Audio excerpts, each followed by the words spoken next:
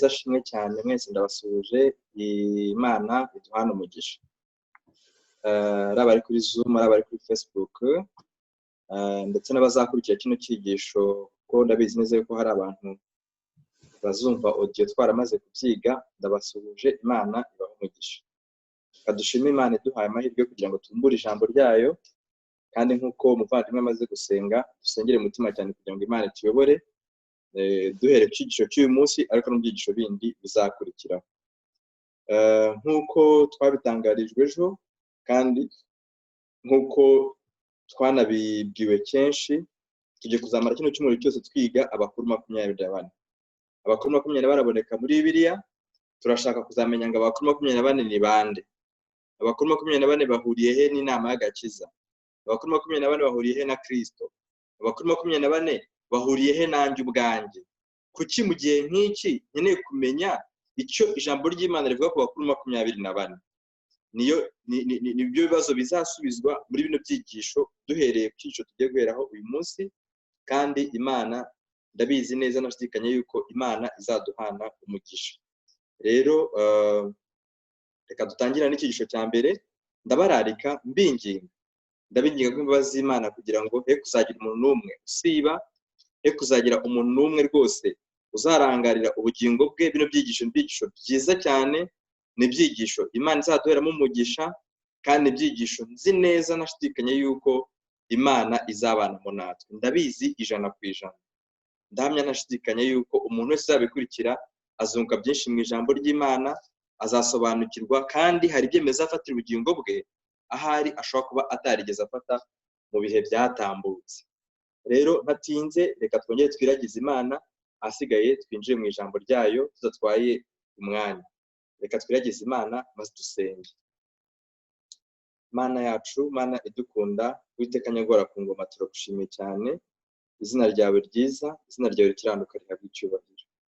Tugushimiye yuko ugiye kutuyobora mu ijambo ryawe, wagiye utuyobora mu byatambutse, n'ubu turakwinjize kugira ngo tuyoborwe nawe. Nsabye Imana Data mu izina rya Yesu, amen. Abakuru 24 bavuga mu ijambo ry'Imana, nk'uko nabibabwiye, ni ibyigisho bizamara icyumweru cyose. Ntabwo tugiye guhita tuvuga ngo abakuru 24 mukuru wa mbere n'uyu wa kabiri n'uyu kugera kwa 24. Ahubwo munyemerere, nk'uko ijambo ry'Imana rivuga yuko Yesu ari we ntangiriro y'ibintu byose, duhere n'ubundi ku kwiga Kristo. Kristo ahuriye he n'abakuru 24? Reka uyu munsi abe ari cyo cyigisho twinjiramo. Kristo ahuriye he n'abakuru 24? Ijambo ry'Imana tubwira mu gitabo cy'ubutumwa bwiza bwa Yesu bwanditswe na Yohana, igice ni cya mbere, umurongo wa mbere kugeza ku wa 3.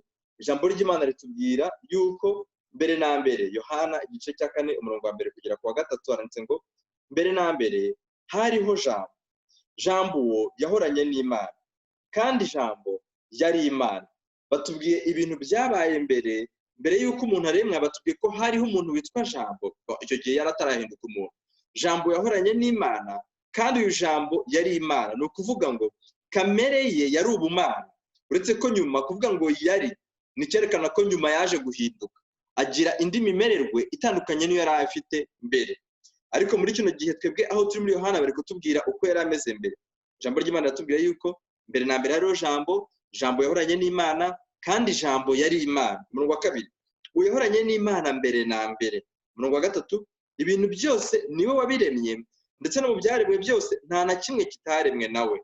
Ni ukuvuga ngo n'abakuru 24 tugiye kuziga nabo ntabwo bari mu baremye. Oya, uretse Jambo n'Imana, ibindi bintu byose n'abandi bantu bose bararemwe. Ndifuza yuko tujyana, kuko nituza kumva buri cyigisho kizagenda gifungura ikindi, cyigisho gifungura ikindi, kuzageza tugeze ku munsi wa nyuma.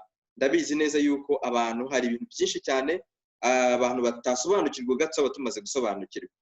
Duhereye aho duhereye, ijambo ry'Imana tweka ko Yesu niwe banze ry'ibintu byose. Yesu yahozeho mbere na mbere nk'uko Imana yahozeho mbere na mbere. Yesu yararemye, niwe waremye ibintu byose nk'uko n'Imana yitwa Imana umuremyi. Ijambo ry'Imana tweka ko Yesu niwe waremye ibintu byose. Nta kintu na kimwe mu biri ku isi kitaremwe nawe. Umuntu abasha gutebaza ati, none se Yesu ko ari waremye ibintu byose, nawe waremye n'icyaha? None se ko ntigeze nsaba Yesu kuza mu isi, yandemeye iki? ibyo bibazo byose bizasubizwa muri no byigisho.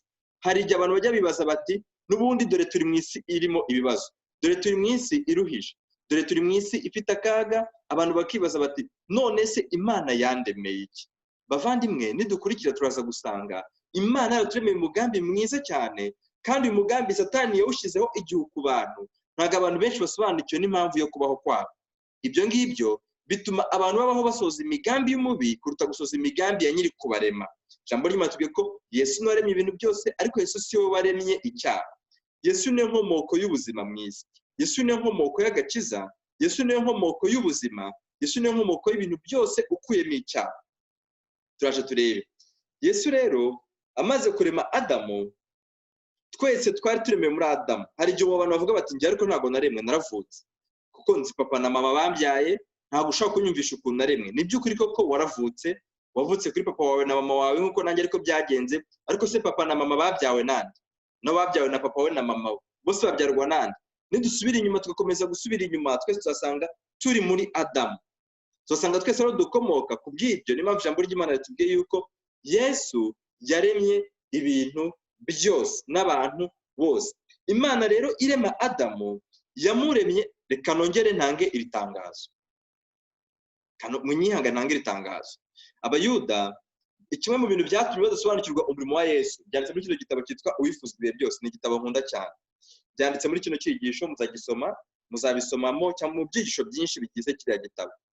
Baranditse ngo ijambo ry'Imana iyo ryatangiye, Yesu yatangira kuvuga ijambo ry'Imana, Abayuda bahitaga bavuga ngo ibi n'ibi turabizi, kuko bumvaga aribo basobanukiwe neza Bibiliya. Ariko Yesu ntabwo yavugiraga ku murongo abantu basanzwe bamenyereye. Ni by'ukuri koko Yesu ntabwo yigeze aza ngo yandike igitabo gitandukanye n'ibitabo bari basanzwe bafite, ariko ubwo yatangiraga kuvuga icyigisho, ubwo yatangiraga kugira ikintu asobanura kiri mu byanditse, Abayuda bahitaga bitanguranwa, bityo bikabera imbogamizi yo kugira bataza gusobanukirwa ibyo Yesu agiye kuvuga. Nanjye ndabizi nta masomo mashya turi buzane, ariko nubwo dusa naho tugiye kwifasha amasomo abantu bamumenyereye, ndabinginze ko imbabazi z'Imana kugira ngo umuntu wese abere maso ubugingo bwe, kuko ndabizi, nongere mbisubiremo ngo ndabizi kandi abihamya, tugiye gusobanukirwa ibintu tugiye dusobanukirwa. Muri bino byigisho tuzasobanukirwa ibintu tugiye dusobanukirwa. Abantu tumaze igihe kirekire twigana, ahari mumaze kubimenyera yuko nubwo nkunda gukoresha expression, nubwo nkunda gukoresha ayo magambo, ariko ku musozo turasobanukirwa, kandi tubona yuko koko dusobanukirwa ibintu tutari dusanzwe dusobanukiwe, kandi tubisobanukirwa bitewe n'Imana iba yatuyoboye mu byigisho. Rero Imana irema Adamu yamuremeye iki? Imana irema Adamu yamuremeye iki? Zaburi igice cya 8. Zaburi igice cya 8, Imana irema Adamu yamuremeye iki? Kuki Imana yashatse kurema Adamu, kandi Adamu Imana yamuhaye iki kugira ngo imureme nyine? Kuki Imana yaciye iki Adamu? Kandi icyo yaciye Adamu nicyo nanjye nawe yaduciye, n'uyu munsi cyacyari umugambi w'Imana, kuko icyo yaremeye Adamu ntikigeze gihinduka kuba umugambi w'Imana. Zaburi igice cya 8, Zaburi igice cya 8 umurongo wa Zaburi igice cya 8 turasoma duhereye ku murongo wa 4. Haranditse ngo iyo nitegereje ijuru, umurimo w'intoki zawe, n'ukwezi n'inyenyeri byo waremye, umuntu n'iki ko umwibuka? Mwumve yuko ijambo ry'Imana rigiye kutubwira ubutumwa bujyanye n'umuntu. Mukurikire, haranditse ngo iyo nitegereje, ni Zaburi, ni Dawidi ubwo yari arasingiza Uwiteka, ubwo yari yicaye arimo aratekereza ku mirimo y'Imana. Yaranditse ngo iyo nitegereje ijuru, umurimo w'intoki zawe, ukwezi n'inyenyeri ibyo waremye, umuntu n'iki kumwibuka, cyangwa umwana w'umuntu ko umugenderera? Wenze kumugira nk'Imana haburaho hato. Mukurikire, wenze kumugira nk'Imana aburaho hato, umwambika ubwiza n'icyubahiro nk'ikamba. Ndagira ngo iri jambo turisurinye, turibika ahantu, tugira ahantu tuba turizigamye, kuko turaza kurigarukaho, ariko no muri no byigisho iri jambo tuzarigarukaho kuruta andi magambo menshi tugiye gusoma muri kino gice. Umuntu Imana yari yaramuteganyirije, Imana irema umuntu yamwambitse ibintu bitatu. Yamwambitse ubwiza n'icyubahiro, ariko ibihwanyisha n'ikamba. Kababaze mu nsubize, abantu bambara ikamba bitwa bande? Yaba ari kuri Facebook no kuri Zoom ndakurikiye. Abantu bambara ikamba mu buzima busanzwe babita baki? murakoze cyane abanyagasani, hirwa abami. Ubwo ni ukuvuga mwese murakoze, Imana ibahe. Ubwo ni ukuvuga ngo Adamu yaremewe kuba umwami, Imana yaramuremye imugira umwami. Murakoze rwose mwese mwabisubije. Imana yaremeye Adamu guhinduka umwami, nibyo mwese murabivuze, kuko umwami niwe wambara ikamba mu mutwe, kandi ikamba rya Adamu ntabwo ryari ikamba ry'ibigaragara, ahubwo ryari icyubahiro. Murakoze cyane Antoinette kuri Facebook na Janvier ndimo ndabireba. Imana ibahe umugisha. Ijambo ry'Imana ritubwiye yuko Adamu yaremewe kwambikwa ikamba, ariko iri kamba ryari ubwiza n'icyubahiro. Nabibabwiye ngo mubisurinye tuzabitindaho, mugihe ahantu mubibika tuzabisubiraho. Adamu rero nta mwami utagira ahantu ayobora. Adamu yari umwami wo kuyobora hehe? Kadukomeze dusome ijambo ry'Imana rivuga ku murongo wa 7. wamuhaye gutegeka ibyo waremesheje intoki zawe, wamweguriye ibintu byose ubishyira munsi y'ibirenge bye. Wamuhaye gutwara intama zose n'inka n'inyamaswa zo mu ishyamba nazo, n'ibiguruka byo mu kirere n'amafi yo mu nyanja, n'ibinyura mu mazi zo mu nyanja byose. Ni ukuvuga ngo nta muntu utagira teritwari, nta mwami utagira ahantu ho gutegeka. Adamu yagombaga kuba umwami w'iki? Imana imurema, umwami w'abantu.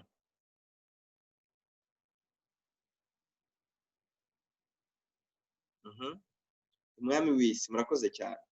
Adamu yari umwami w'isi kuko isi niyo yari irimo ibyo ku butaka, ibyo ku nyanja n'ibyo mu kirere. Ni ukuvuga ngo Adamu ibintu byose Imana yaremye yabiremye kugira ngo ahinduke umutware w'iyi si. Ntabwo iyi si ariyo yonyine Imana yaremye itangira kurema mu cyumweru cya mbere cy'irema, kuko ijambo ry'Imana tubwiye ko Imana yaremye imibumbe myinshi cyane. Abahanga bo mu isi aho babasha kugeza amaso yabo ya kimuntu ndetse na za telesikope zo mu isi, bo babasha kureba imibumbe 9, babasha kureba za galaxy zitandukanye, babasha kureba, ariko ntabwo bazi imibumbe yose n'amagalaxy Imana yaremye. Galaxy babasha kumenya ni iki twebwe dutuyeho. Galaxy sinzi mu kinyarwanda uko babyita, ni ntabwo abahanga bo mu isi babasha kumenya galaxy. Donc système solaire twebwe turimo ntabwo babasha gusobanukirwa ngo barenge aho turi, ariko ijambo ry'Imana tubwiye ko Imana yaremye ijuru n'isi. Ijuru ni mu cyongereza bavuga ngo ni heavens, ni isanzure. Isanzure ntabwo babasha kurimenya ngo barisobanukirwe. Twebwe rero muri iryo sanzure tutabasha kumenya ngo turirangize, Imana muri iryo sanzure ryose ifite agaparticulier, ifite akantu gato cyane kitwa isi. Yari yarashyizemo ibintu biri mu nyanja, ibindi biri ku butaka, ibindi biri mu kirere. Imana ibihereza umuntu yari maze kurema, imwambika icyubahiro n'ubwiza, ariko ibimuhereza nk'ikamba kugira ngo yitwe umwami, imuha n'ahantu ho gutegeka. Ubwo Adamu yaremewe kuba umutware muri iyi si, kandi aba umwami wo gutegeka ibyo Imana yaremye. Haleluya. Ntabwo ari Adamu wenyine Imana yari biremeye, nk'uko twabibonye je namwe dufite ababyeyi dukomokaho, ariko buri mubyeyi wacu dusubiye inyuma twese twasubira kuri Adamu. Ibitandukanye abantu, ibara ry'uruhu, ubwoko, ibihugu, uturere, ururimi, ni amafaranga, ibyo bintu byose ntabwo byigeze biba umugambi Imana kugira bitandukanye abantu. Uko twese dusubiye inyuma twasanga twese twaremewe ikintu kimwe, kandi ibi byigisho nidukomeza kubyiga tuzabisobanukirwa. Nta kintu cyagakwiye gutandukanya abantu, kuko abantu twese twareba umugambi umwe. Rero twaje kugira ibyago, Adamu aza gucumura. Aje gucumura atakaza ubutware bwe. Kubera iki? Ubutware Imana yamuremeye, cyangwa se kwitwa umwami w'iby'Imana yaremye, byasabaga Adamu kuba akiranuka nk'uko Imana ikiranuka. Byasabaga Adamu kumvira amategeko Imana yari yaramuhaye, kuko gukomeza kumvira amategeko y'Imana byari gukomeza gutuma Adamu aba umutware mwiza, aba igisonga cyiza cy'iby'Imana yamuragije.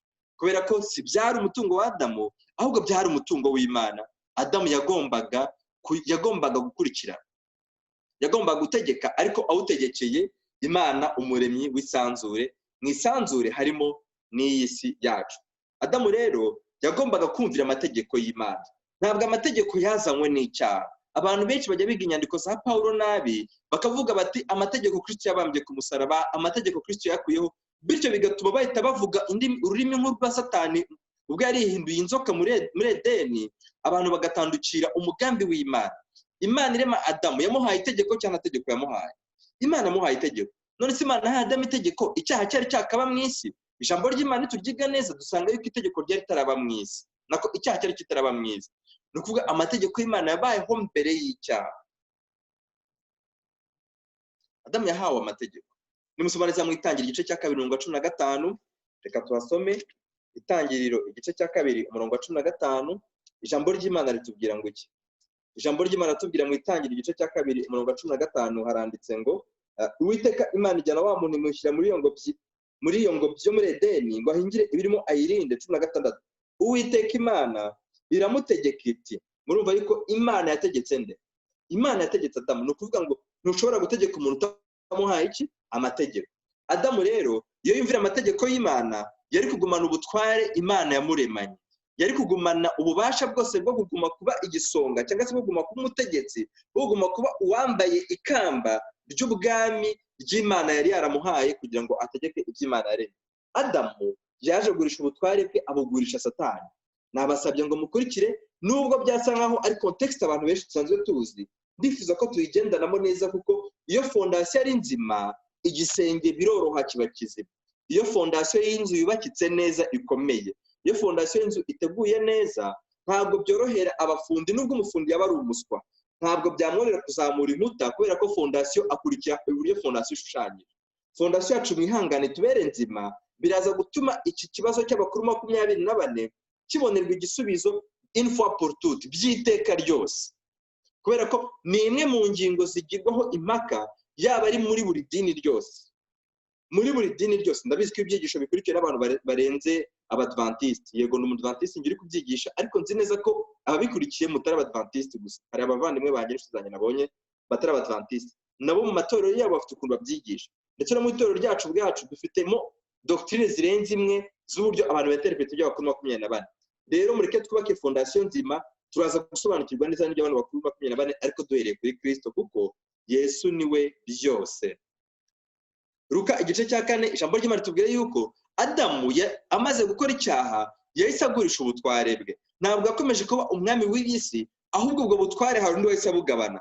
Ijambo ry'Imana ritubwira yuko Yesu amaze kubatizwa agiye mu butayu, muri Luka igice cya 4 hatubwira iki? Hatubwira yuko Satani ari kugerageza Yesu. Luka igice cya 4:5 kugeza kwa 7 haranditse, umwanzi aramuzamura, azamura Yesu. Iki ni ikigezo cya kabiri. Ikigezo cya mbere yamutegeye ku mutsima, ngo arihindure umutsima, Yesu amutsindisha, handitswe ngo ikigezo cya kabiri Satani azamura Yesu amwereka ubwami bwose bwo mu isi. Bigusoma muri Luka igice cya 4:5 kugeza kwa 7. Luka igice cya 4:5 kugeza kwa 7 haranditse ngo umwanzi aramuzamura amwereka ubwami bwose bwo mu isi. Mu kanya gato aramubwira ati, ndaguha ubutware bwose n'ikuzo ryabwo, kuko ari njye wabugabanye kandi mbugabira uwo nshaka wese. Dutekereze gatoya. Satani niki abwiye Yesu? Aramubwiye ngo ubu bwami bwo mu isi, mwibuke neza muri Zaburi 8 twasomye yuko umwami w'isi yagombaga kubana, umwami wari wambitswe ikamba ryo gutegeka isi. Yagomba kuba nde? Adamu. None tubwiye yuko uwagabanye ubwami bw'isi ari inde? Uwagabanye ubwami bw'isi ni inde? Aha ni conversation, ikiganiro cy'hagati ya Yesu na Satani. Haranditse ngo Satani abwira Yesu ngo ndaguha ubutware bwose murebe, nta n'ubwo ubutware gusa, ndaguha ubutware bwose n'ikuzo ryabwo. Harya muri Zaburi 8 Imana crowninga Dawidi, Adamu, Imana yambika Dawidi ubwami, ikamba. Ntiyamwambitse ikamba mu ishusho ry'ikuzo n'icyubahiro. None Satani agiye kugerageza Yesu, aramubwira ngo ndaguha ubutware bwose, ariko si ubutware gusa, n'ikuzo ryabwo, nkuko ariyo byari, kuko nibyo ryari ikamba rya Dawidi, rya Adamu. Ikamba rya Adamu ryari ikuzo n'icyubahiro. None Satani agiye kubwira Yesu ko kumugabira ubutware bw'isi, aramubwira ngo ndaguha ubutware bwose n'ikuzo ryabwo. Nuko ngo ndiyambura ikuzo nk'ikamba ry'uko ari njye mwami w'isi, maze ndikwambike, kuko ari njye wabugabanye kandi mbugabira uwo nshaka. Imana ishimwe yuko Yesu yatsinze. Hano Satani yavugaga ubwami bw'isi ko ari wabugabanye. Yabugabanye ryari? Yabugabanye igihe Adamu yicaga itegeko ry'Imana, maze Satani akaba ariwe usigara ari umutware w'isi. Ni ukuvuga mu gihe cyose ukiri munsi y'ubutware bwa Satani, umenye neza yuko hari ikintu watakaje gikomeye. mu gihe cyose ucyumva yuko amategeko y'Imana adafite uruhare mu by'inama y'agakiza kuri wowe, agakiza kawe, ndagira ngo umenyeshe yuko uri munsi y'ubutware bwa Satani, kubera yuko Satani yagabanye ubutware bw'iyi si byari, yabugabanye igihe Adamu yicaga itegeko ry'Imana. Nibwo Satani yagabanye ubutware bw'iyi si. Ijambo ry'Imana tubwira yuko twese nanjye uri kubabwiriza, ndetse n'abatubwirije, ndetse n'abazanye ubutumwa muri Afurika, ndetse n'Imana yakoresheje bari muri Amerika cyangwa no mu Burayi, ndetse n'abantu bose Imana gikoresha kuzasubira inyuma by'ibihe by'igihumbi, kuzageza no ku basekuruza b'igisekuruza cyacu. Ijambo ry'Imana tubwire ko ari ndukiranuka. Bitubwiye yuko twese kuva kuri Adamu turi abanyabyaha.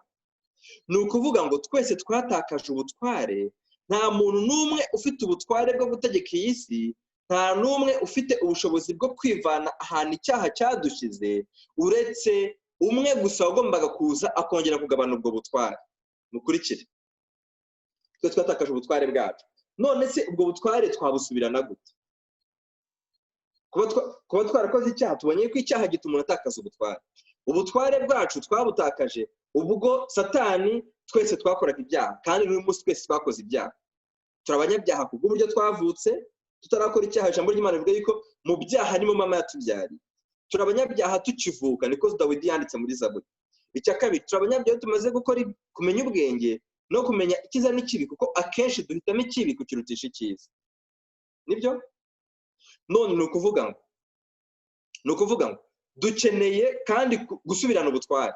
Kambabazi, ni bande bakeneye gusubirana ubutware? Nanjye ndimo. Hari undi ukeneye gusubirana ubutware?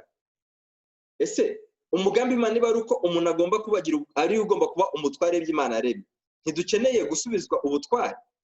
Yego rwose, ndi kubona Xaverine, Imana igumugisha, n'abandi ndi kubona abasubije, Imana ibaho umugisha.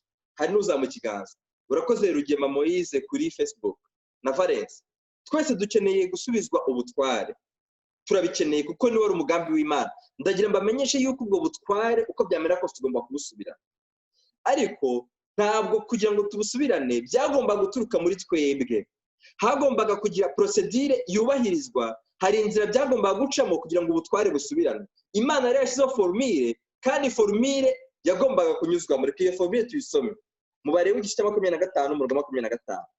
Abalewi 25 umurongo wa 25. Ntimugire ngo twatandukira abakuru 24, turaje ku musozo, nababwiye ngo turaza gusobanukirwa impamvu ki twahereye aho twahereye. Abalewi 25 handitse ngo iki? Haranditse ngo Abalewi 25 handitse ngo mwene wanyu nakena akagura kuri gakondo ye, umucunguzi urushijeho kuba bugufi bwe azacungure icyo mwene wabo yaguze. Satani yavuze ko yagabanye ubutware bwacu. Yego, yabuguze ryari? Twarabumugurishije aduhereza icyaha. None ubwo ni ukuvuga ngo ntabwo tugifite ubutware, ahubwo ubutware bwacu twagenje gute? Twarabugurishije. Ariko mukurikirane zino formule, haranditse mwene wanyu. Ni ukuvuga ngo uwagurishije ubutware agomba kuba ari mwene wabo wundi muntu.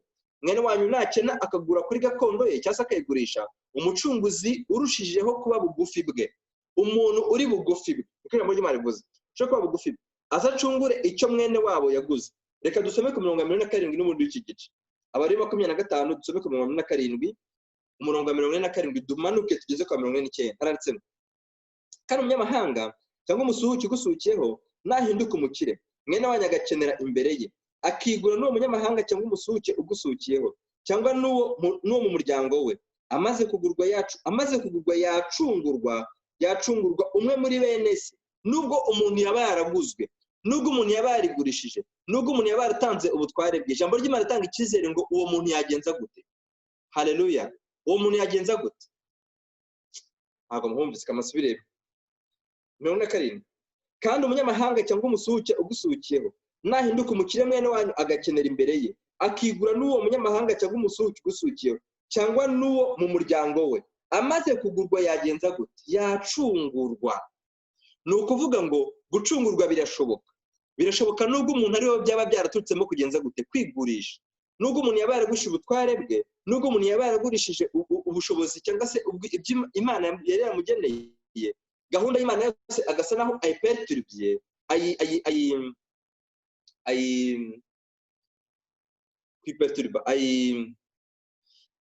ayiburijemo cyangwa se ayirwanyije, ijambo ry'Imana ritanze ihumure yuko uwo muntu yagenza gute, yacungurwa. Azacungurwa nande rero? Dukurikire.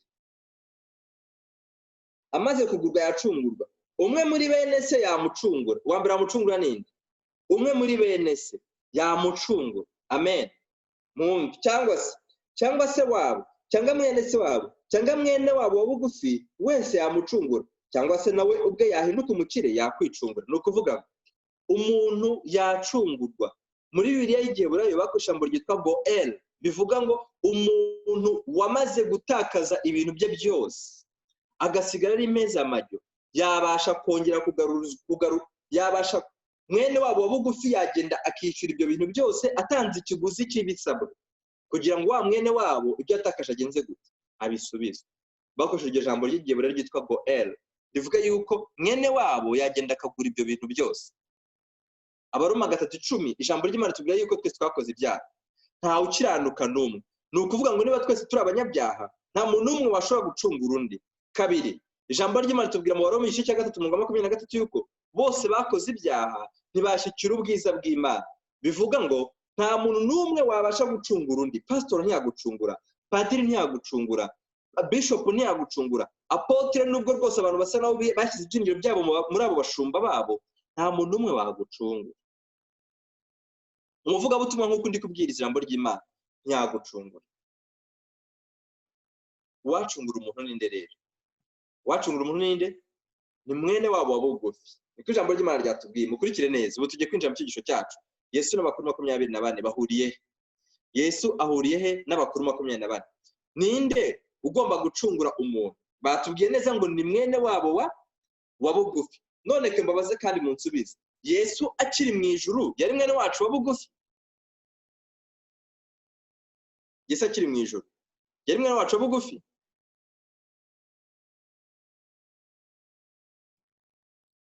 Yesu akiri mu ijuru yari mwene wacu wa bugufi? Ikibazo cyoroshye. Zabena ati yego, Kwizera Oscar ati cyane, no dukomoka Tekno yego. Kuri Facebook ntabwo ndi kubona abantu basubiza. Naomi ati yego. Ndajya babwire neza yuko nubwo tukiri mu ijuru, nubwo Yesu akiri mu ijuru yari yaremeye kuzaducunga na mbere y'uko isi iremwa, ijambo ry'Imana ritubwira neza yuko Yesu ntabwo ari mwene wacu wa bugufi. Mubasha kuvuga muti aragiye kutuyobya, aragiye kuzana inyigisho nshya, ariko reka tubirebe twifashishije ijambo ry'Imana. Mukurikire, nabasabye niyo mpamvu nababwiye ngo nubwo twakwifasha amasomo dusanzwe naho tuzi, turaza kubireba neza. Yesu akiri mu ijuru yari ari muri famiye y'ubumana. Yesu ari mu ijuru yari yambaye ubumuntu.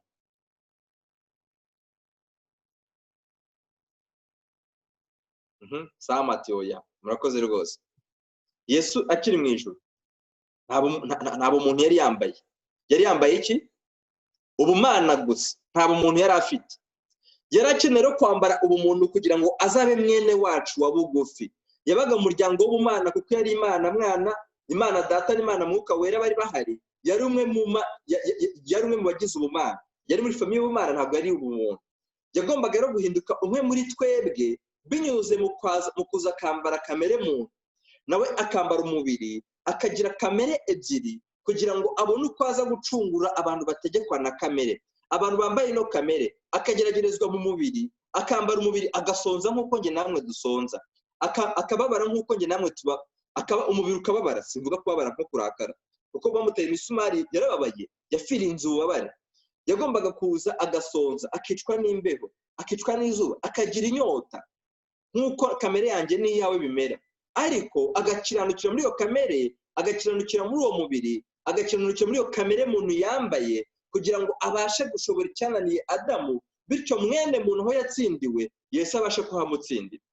Yesu kubw'urukundo rwe arangije abwira ijuru ryose, araribwira ngo njyewe ngiye kujya gucungura mwene muntu, ngiye kugenda nzambara kamere muntu, nzemera kujya mu nda y'umugore, nubwo ndi Imana nzemera kugenda mfate kamere y'umuntu, mbashe kumara imyaka 30 mu isi, ariko mwene muntu azabona agakiza.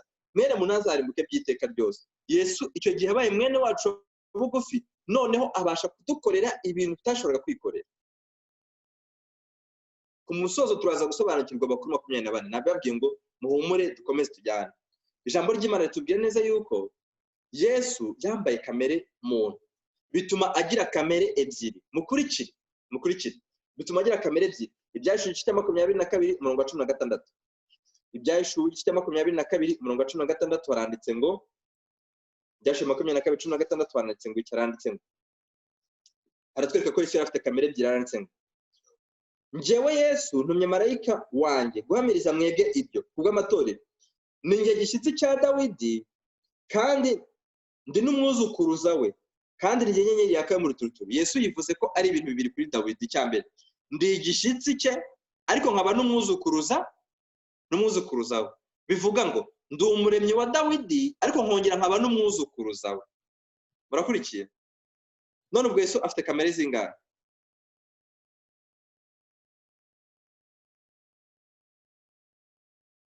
Akiri mu ijuru Yesu yari umwuzukuruza wa Dawidi. Yesu akiri mu ijuru yari umwuzukuruza wa Dawidi. Oscar oya. Ariko se Yesu akiri mu ijuru yari igishyitsi cya Dawidi? Yari umuremyi wa Dawidi. Yesu ari mu ijuru. Yesu ari mu ijuru yari umuremyi wa Dawidi? Yego. None se akiri mu ijuru ataraza mu isi yari umwuzukuruza wa Dawidi? Aha, ni ukuvuga ngo Yesu amaze kuza mu isi nibwo yagize kamere ebyiri. Yari umwuzukuruza wa Dawidi kubwo kwambara umubiri, ariko kandi na mbere yuko Dawidi abaho Yesu yari umuremyi wa Dawidi. Tujyane bantu b'Imana, kuko turaza kumva bwa butware twatakaje ukuntu twabusubirana. Turaza kumva ni gute abakuru 24. Nababwiye nti muzihangana tuzakurikira.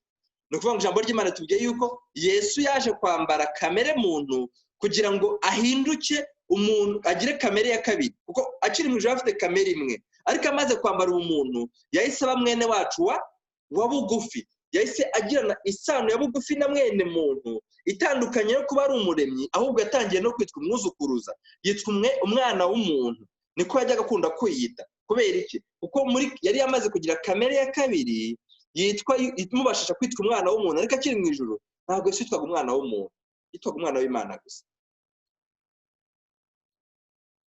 Ijambo ry'Imana tubwira neza yuko Yesu ari umwuzukuruza wa Aburahamu. Muri Matayo igice cya mbere, mwarabisomye Matayo igice cya mbere, batubwira igisekuruza cya Yesu, batubwiramo neza yuko Yesu yari umuremyi, ni umwuzukuruza wa Dawidi mu gisekuruza cya Yesu. Ariko reka dusome muri Yohana igice cya 8:56. Abayuda barimo baragisha Yesu impaka. Byagenze gute? Abayuda bagisha Yesu impaka, ijambo ry'Imana tubwira yuko Yohana igice cya 8,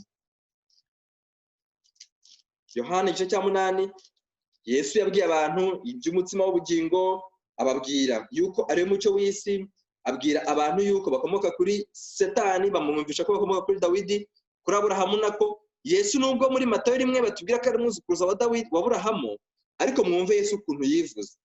Yarababwiye 5:7. Abayuda baramubwira bati, kutaramara imyaka 50 Aburahamu wamubonye uti? Arabasubiza Yohana 8:58. Yesu arababwira ati, ni ukuri ndababwira yuko Aburahamu ataravuka ngenje gute ndiho. Ni ukuvuga ngo Yesu yariho mbere yuko Aburahamu avuka nk'umuremyi we, ariko binyuze mu kwambara umuntu. Yesu yambaye umuntu nyuma ya Aburahamu, bityo yitwa umwana wa Aburahamu cyangwa se umwuzukuruza wa Aburahamu. Yesu mu bumana bwe ni umuremyi wa Aburahamu, ariko Yesu mu bumuntu bwe ni umwuzukuruza wa Aburahamu. Yesu kuki yafashe izo kamere ebyiri? Yesu yafashe izo kamere ebyiri kubw'impamvu ebyiri. Yafashe iyo kamere. Yesu yazanywe mu isi n'ibintu bibiri. Icya mbere, Yesu yaje kubaho imibereho itunganye yasabwaga n'amategeko, kuko Adamu amategeko y'Imana yaramunaniye kuyumvira, kandi nanjye namwe twananiwe kuyumvira.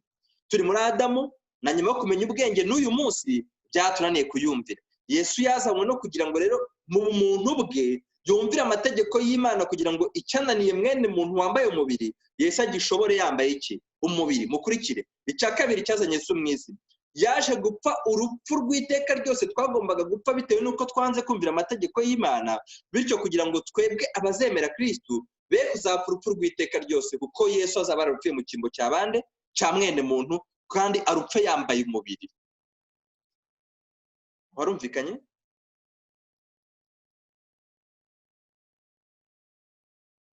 Abaheburayo igice cya 15 batubwira ko Yesu yageragejwe uburyo bwose nkatwe, yageragejwe mu mubiri, yageragejwe uburyo bwose nkatwe, ntiyakora icyaha.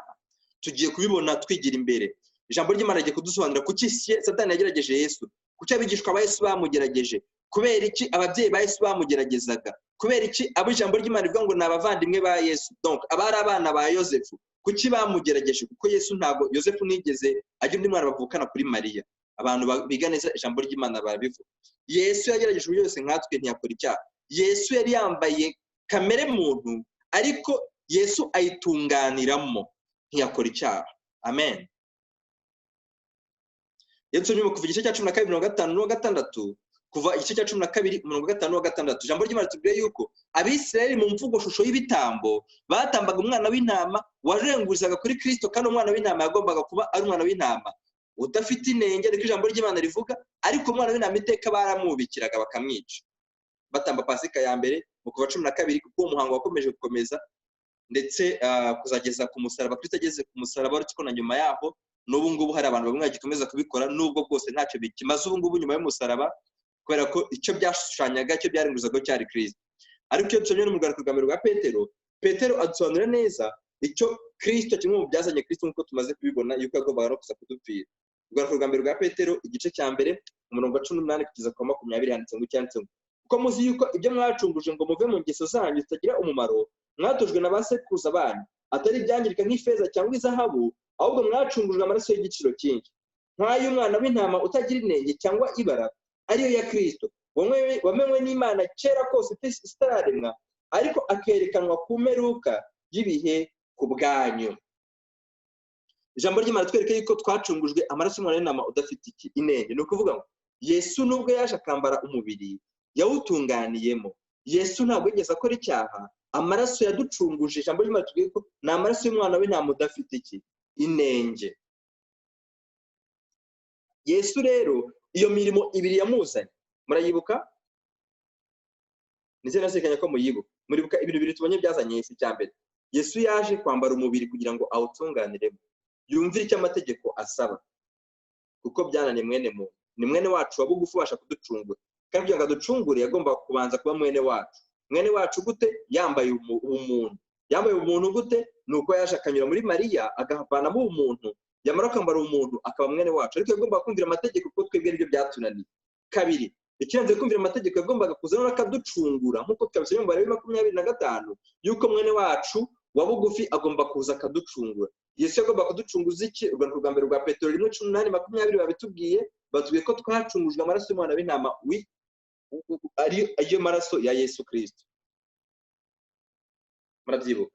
None abadayimoni baba bari bazi umurimo wazanye Yesu mu isi? Yego, abadayimoni baba bari bazi umurimo wazanye Yesu mu isi? Ijambo ry'Imana tubwiye ko abadayimoni bari bawuzi. Iyo dusomye mu butumwa bwiza bwa Yesu bwanditswe na Mariko igice cya mbere umurongo wa 23, Mariko igice cya mbere umurongo wa 23, byari ku munsi w'isabato, ubwo Yesu arimo arigishiriza mu isinagogi, umuntu umwe aterwa na dayimoni. Maze bigenda gute? Mariko 1:23 handitse ngo cyaranditse ngo mu isinagogi yabo hari umuntu utewe na dayimoni, arataka cyane ati, duhuriye he Yesu umwana w'Imana? Aranditse ngo mu isinagogi yabo harimo umuntu utewe na dayimoni, arataka cyane ati, duhuriye he Yesu w'i Nazareti? Uje kuturimbura? Ndakuzi, uri uwera w'Imana. Ubwo Yesu ari mu isi yari iki? Petero yavuze ko Yesu yari iki? Yari umuziranenge, nta cyaha, nta nenge yagiraga, yashushanywaga na wa mwana w'intama udafite inenge wagombaga gutanga. Harusabye isomo twari tumaze gusoma, isomo ribanziza ririya ni isomo riboneka mu kuva iki cya 12 umurongo wa 5-6, rivuga ko umwana w'intama wa Pasika yagomba kuba ari umwana w'intama udafite inenge. Irindi somo twakurikijeho ni isomo riboneka mu rwandiko rwa mbere rwa Petero igice cya mbere umurongo wa 18 kugeza ku 20. Iryo tusomye ubu ngubu ritwereka abadayimoni bari bazi umurimo wa Kristo, ni Mariko igice cya mbere umurongo wa 23 kugeza ku murongo wa 24. Hatubwira ngo cyatubwire ko mu isinagogi umuntu yatewe na dayimoni, abadayimoni babaza Yesu bati, duhura Yesu w'i Nazareti uje kuturimbura. Barabizi ko igihe kizagira bakarimbuka. Baravuga ngo ndakuzi uri uwera w'Imana. None Satani ko yarazi Yesu, yarazi n'umurimo umuzanye. Yego yarazi umurimo umuzanye. Yarazi neza ko Yesu aje kuducungura. Yarazi ko Yesu aje gushaka ubutware Satani yagabanye kugira ngo abumwambure, bityo ubutware twagushe Satani bwongere busubizwe mwene muntu. Abantu twiganye ejo ku rundi rubuga nababwiye neza yuko ku musaraba wa Kristo niho Satani sympathy abamarayika bamugiriraga, niho ineza n'impuhwe nkeya abantu mu ijuru bari bafite Satani niho zarangiriye. Ku musaraba niho Satani yimwe uburenganzira bwo kuzasubira mu ijuru by'iteka ryose. Ku musaraba ibyo tuzayibona mu cyigisho cy'ejo. Muhumure mu cyigisho cy'ejo tuzayibona. Satani yamaze imyaka myinshi cyane asubira mu ijuru, ariko dukeneye kwiga umusaraba wa Kristo. Ku musaraba wa Kristo ufite ibintu byinshi cyane wakoze birenze gukizwa kwacu. Ufite ibintu byinshi cyane usobanuye mu nama y'agakiza. Satani rero kuko yarasobanukiwe umurimo wa Kristo, yagombaga kumurwanya. Yego yari kumureka cyangwa yagombaga kumurwanya kugira ngo umurimo umuzanye utagerwaho.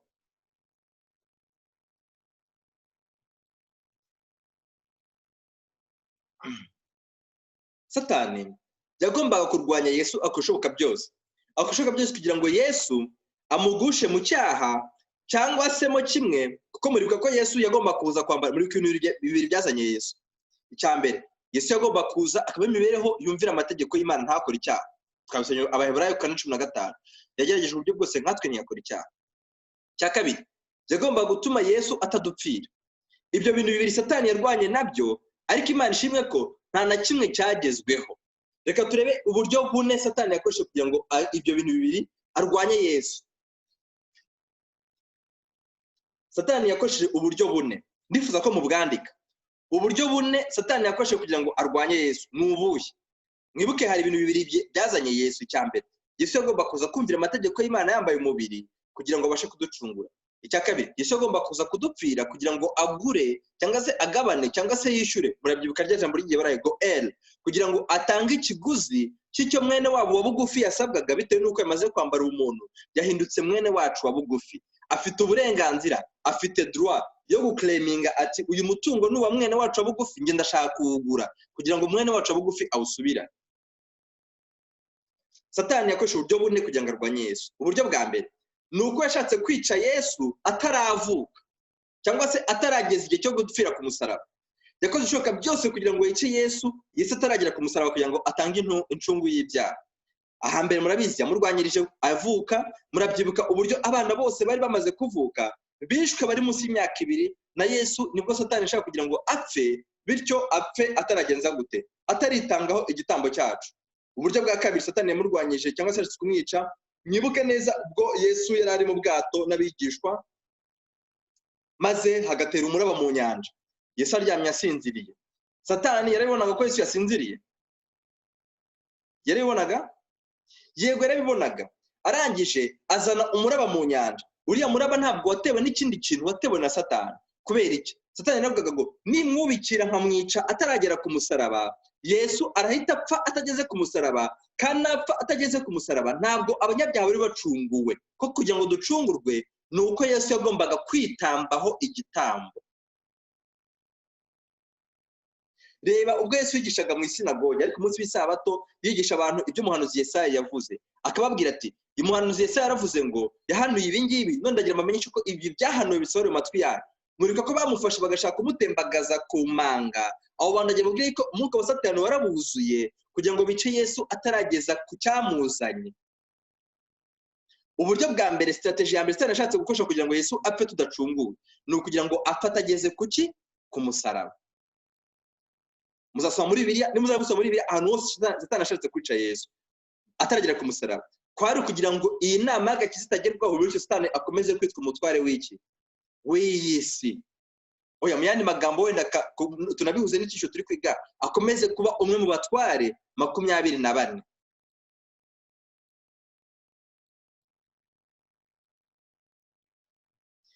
Uburyo bwa kabiri Satani yarwanyaga Yesu ni uko yashatse kumugusha mu cyaha. Mwibuke ibyo bintu bibiri byazanye Yesu ni ukumvira amategeko y'Imana yambaye umubiri, bityo kugira ngo abe mwene wacu bugufi ubasha kuducungura. Icya kabiri ni uko yagombaga kudupfira ku musaraba yitambyeho igitambo kugira ngo twe tubashe gucungurwa, mwene muntu abashe kugenza gute gucungurwa. Satani yakoze ibishoboka byose kugira ngo Yesu agwe mu cyaha. Nimusoma mu gitabo cyitwa Uwifuzwa ibihe byose, batubwiramo neza ibyo umugore wasanze Yesu akamubwira ngo Yesu hahirwa inda yakubyaye n'amabere yakonkeje. Uriya mugore ngo yavugiwemo na Satani kugira ngo ibitekerezo bya Yesu abizamure, abijyane ku nda ibyara, abijyane no ku mabere, bityo Yesu psychologiquement atangire gutekereza inda ibyara n'amabere. Mwese ibyara murayizi aho umwana aturuka. Yesu namara kubitekereza yifuze, kandi muzi ko itegeko rya 7 rivuga ntugasambane. Yesu yarisobanuye avuga ngo niyo umuntu atekereje umugore, niyo umuntu arebye umugore akamwifuza, amaze kugenza gute gusambana nawe. Nuvuga ngo uriya mugore yakoreshejwe na Satani kugira ngo Yesu ibitekerezo bye abizamure, atekereza inda ibyara n'amabere, bityo namara agire kamere, agire irari ryo kwifuza, Yesu abaguye mu cyaha cy'ubusambanyi. Reba mu butayu, ijambo ry'Imana tubwire ko mu butayu Satani yagerageje Yesu inshuro 3 ashaka kumugusha mu cyaha, kugira ngo n'ubundi nagwa mu cyaha za mpamvu ebyiri zamuzanye ntizigerweho, bityo no gucungurwa kwacu kugenze gute nikugerweho. Bwa gatatu Satani ashatse kumugusha mu cyaha ni imisoro.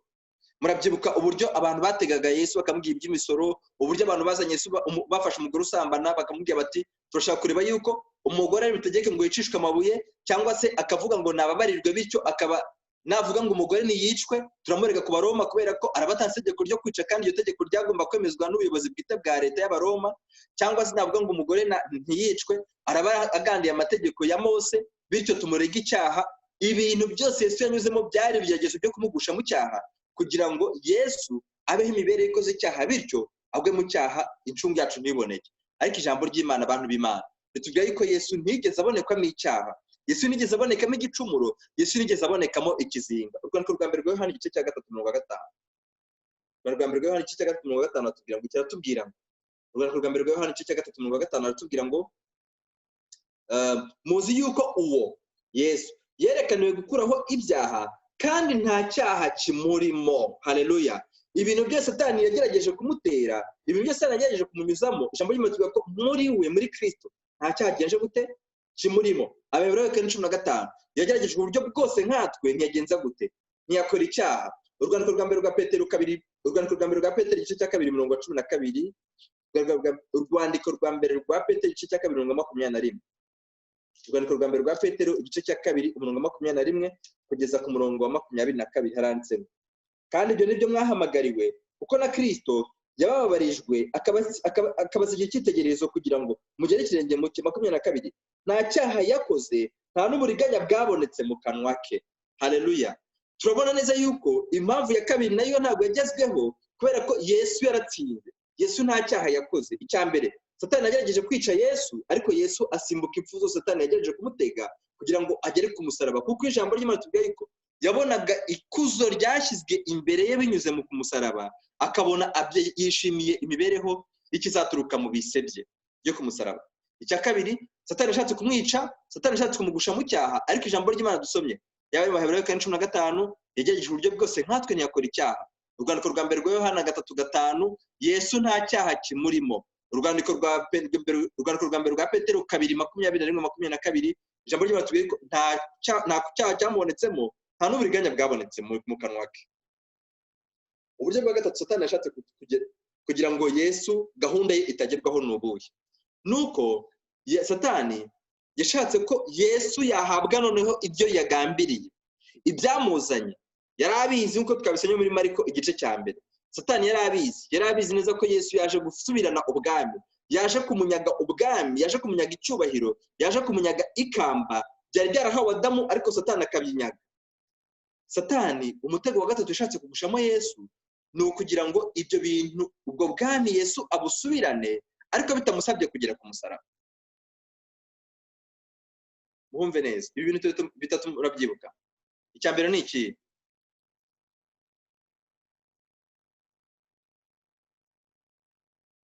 Ndifuza kumenya ko turi kumwe. Yashatse kumwica ataravuka, yego. Icya kabiri, murakoze. Icya kabiri,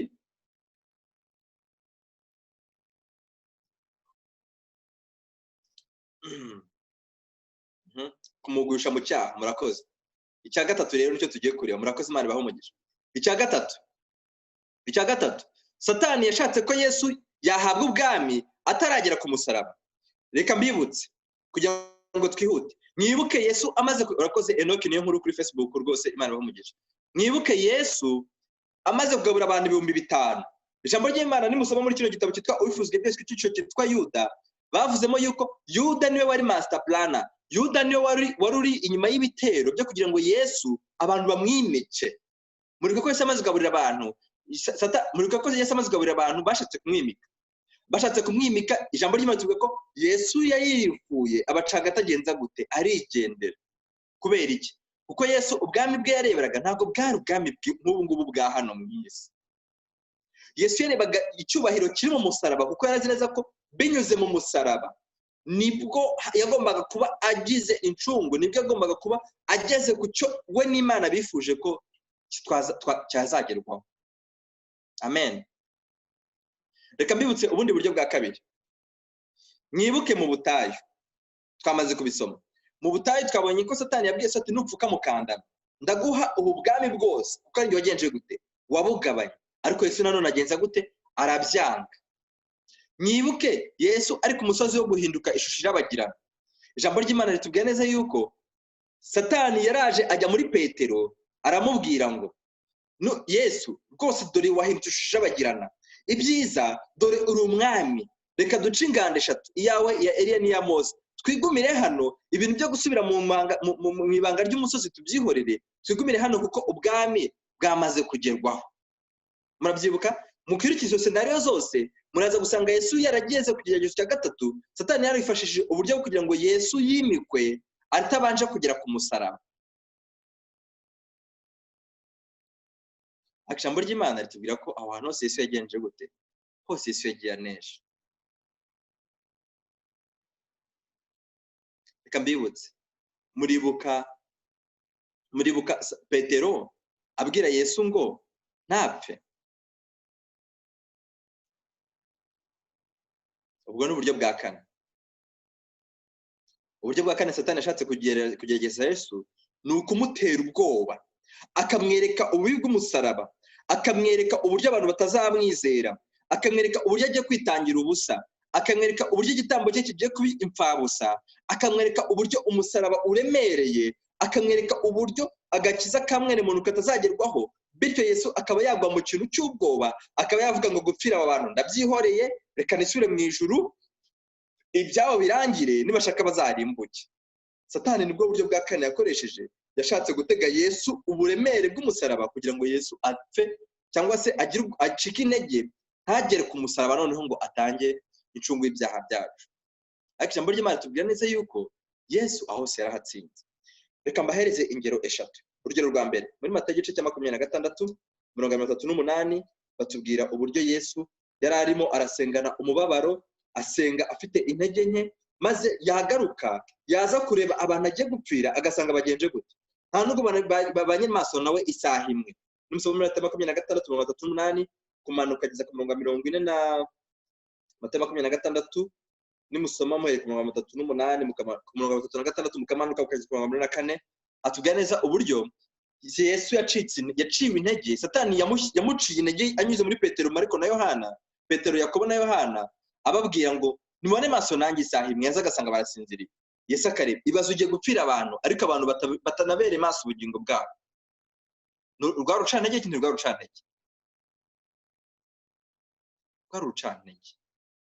rucantege rukomeye cyane. Si rimwe si kabiri si gatatu kugeza ubwo Yesu yavuze ati Mana noneho reka iki gikombe nkinywere. Yesu yabanje kugira intege nke aravuga ngo Mana iki gikombe waretse hakaboneka ubundi buryo nta kinywera. Nibwo isengesho Yesu yasengaga. Murebe Yesu yasengaga ati Mana Data niba bishoboka ko iki kindenga ngo kereka nkinywereyeho. Yesu yibazaga nta bundi buryo.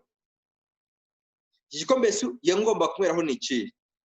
Ni igikombe cy'umujinya w'Imana. Ni igikombe abantu bazanyweraho mu byago 7. Nicyo gikombe Yesu yanywereyeho. Reka tuse muri Yohana 18:11 kugira ngo tubyumve neza. Yohana 18:11 igikombe Yesu yanywereyeho ni iki?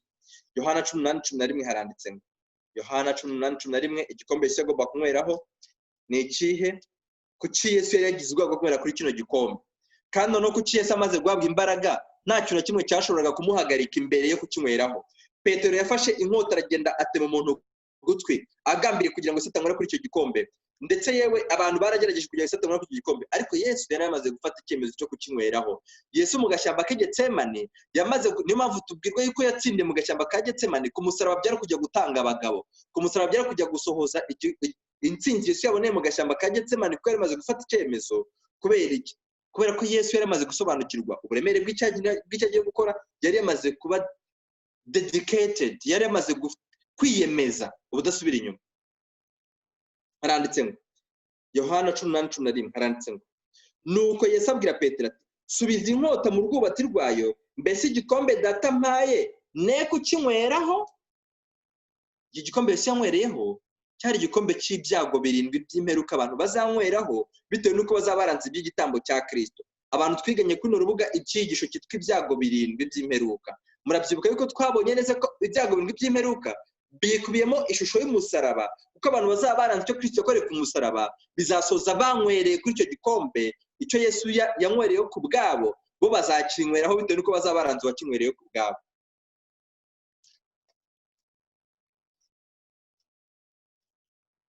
Turi hamwe? Satani ni umuhanga cyane, yateze Yesu undi mutego wa kabiri.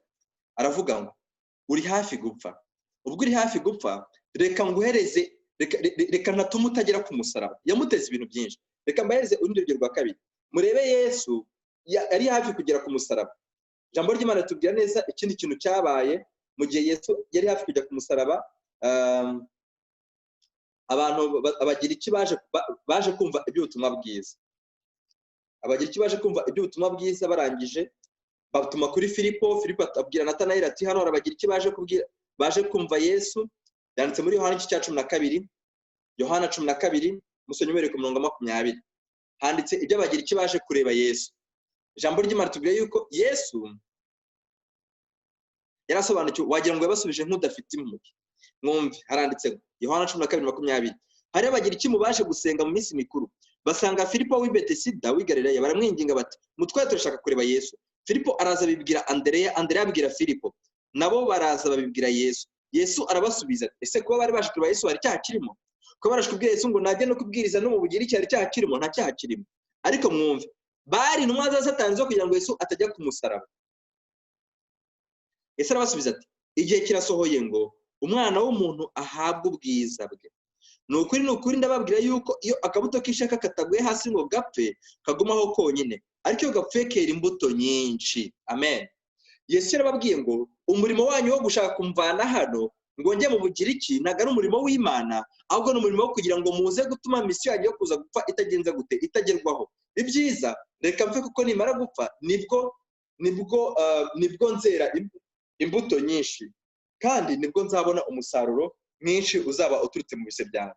Ndifuza kubasomera amagambo make ngana ku musozo aboneka mu gitabo cy'uwifuzwa ibihe byose, kugira ngo murebe impamvu ki turi kwiga kino cyigisho. Ndabizi neza yuko hari abantu uyu munsi bari kwibaza, no muri kano kanya bari kwibaza bati ariko se ariko twigisha ibintu tukaba dusanzwe tubizi, bihuriye he n'inama y'agakiza? Bihuriye he n'abakuru 24 tugomba kwiga?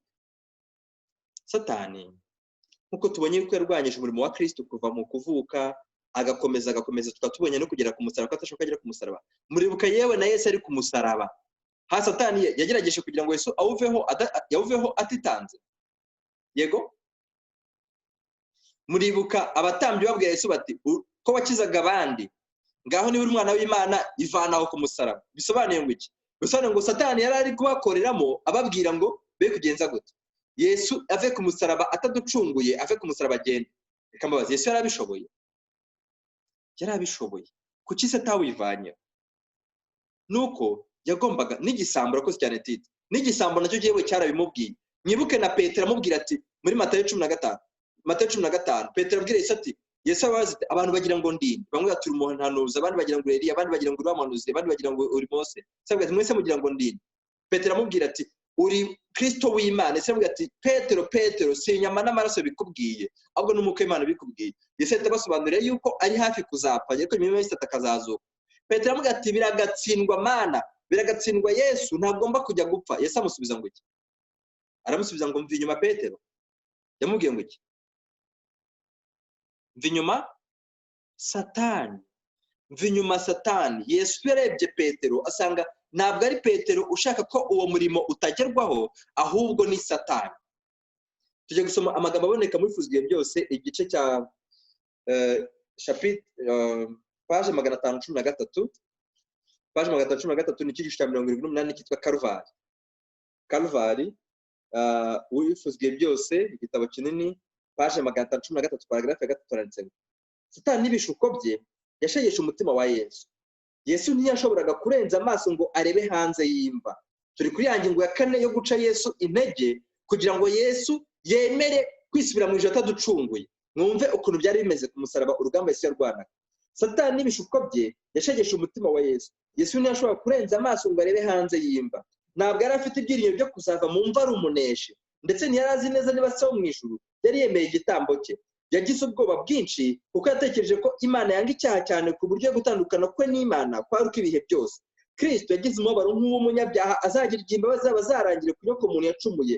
Yesu yagezweho n'uburemere bw'icyaha, agerwaho n'umujinya w'Imana kuko yari mu cyimbo cy'umuntu. Ibyo nibyo byatumye igikombe umwana w'Imana yanywereyeho cyashariraga, ndetse bikababaza cyane n'umutima we. Murumva yuko igikombe cyanywereyeho ari nacyo abantu imbabazi zirangira bazakinyweraho mu byago birindwi.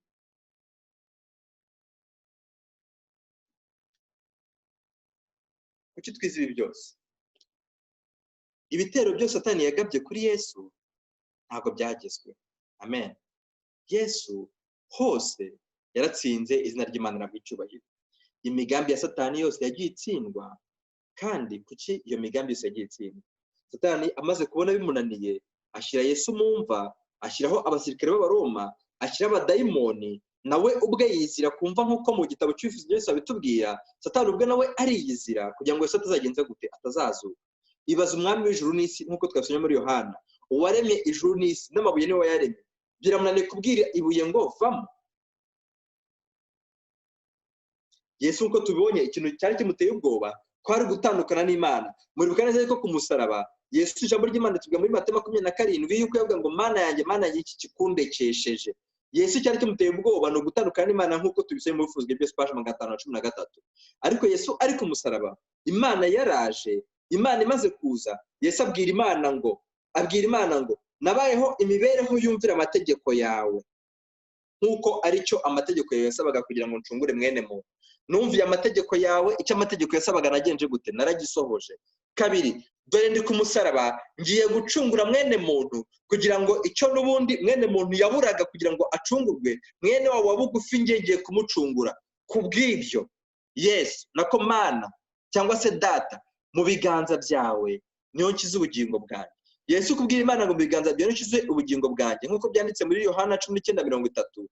Yesu amaze gusoma vino, iyo vino ijambo ry'Imana rivuga, avuga ijambo rya nyuma aravuga ngo bigenje gute, birarangiye.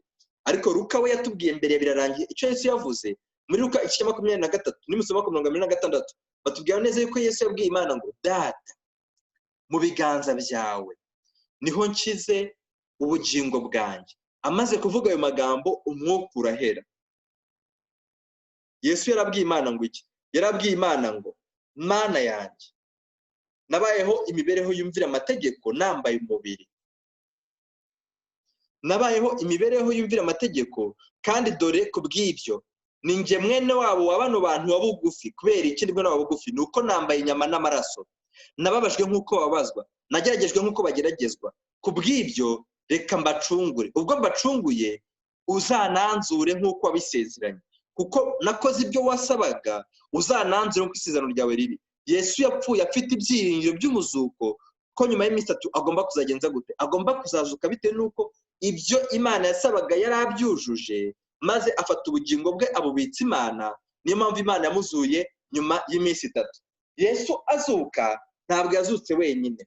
Mateyo 27 naryo somo dusorejeho, Mateyo 27 umurongo wa 51 kugeza kwa 53 turatinda kwa 53. Matayo 27 tugiye guhita dusobanukirwa rero Yesu ahuriye he n'abakuru 24.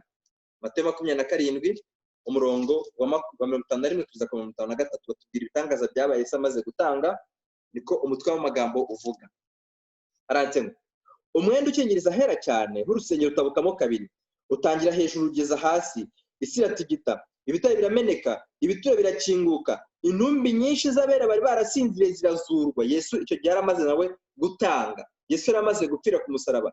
Intumbi nyinshi z'abera zagenje gute? Zarazuwe.